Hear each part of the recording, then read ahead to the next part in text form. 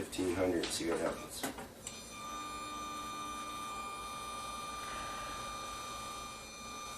That's actually 1600, 1600 there now.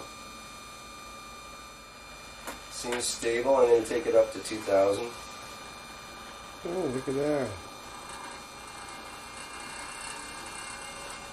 There's 2000. It's interesting structure in there, that's for sure. Let's bring it down again and see what happens. And rotates a bit. And otherwise, seems to look pretty much normal, I guess. Pretty much the same. Full speed. Here we go.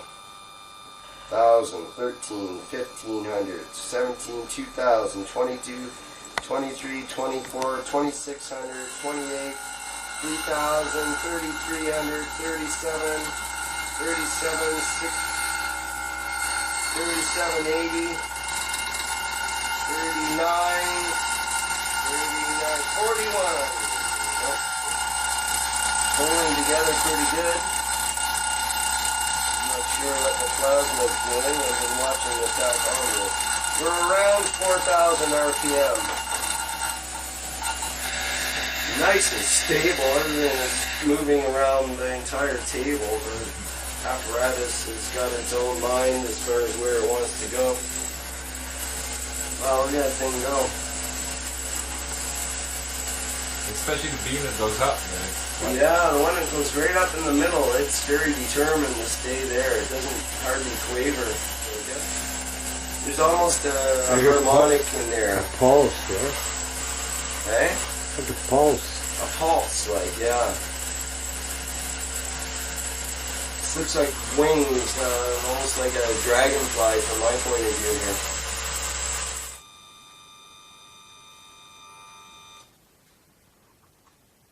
As we come to a close, the plasma rotates another couple of turns before it settles out, and it's using everything now. Now the one that goes to the top, that's really something that must be, I don't know, must be a reason for that. Because it disappears as soon as... Well, yes, that's a good observation.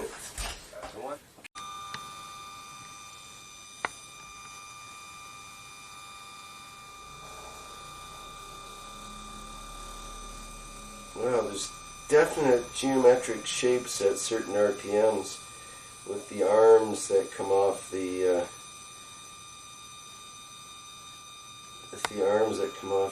tendrils that come off that center post. They're like little ballerinas in there doing different moves, you know, do the rotating dance.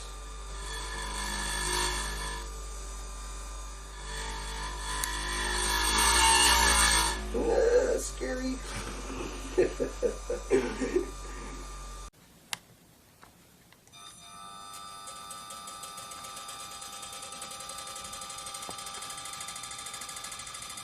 Now the tendril has tended to sort of warp to one side of the way it's rotating. And as we rev it up a little more, we're up to about 1,000 RPM.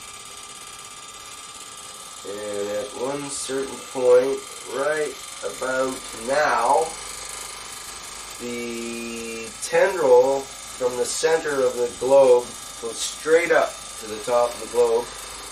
And there's no other tendrils in there, and that becomes similar, maybe even a little more intense with high speed. Take it up to 2,500, for example, and it's still one tendril. Take it up to full speed.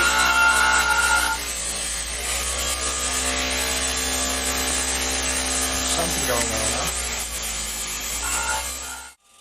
Okay, now let's note this phenomenon that we've also noticed here, which is the central tendril that goes up to the top right now. As we lower the RPM, it'll tend to stay there much more stably. It's easier to keep it going than it is to get it going to start with, you might say. In other words, I can lower the RPM right down to a few hundred RPM here now, And the central tendril stays there right until probably about, well, it's still there, strangely enough. And now it's sort of there. It's locked onto the tinfoil to the side.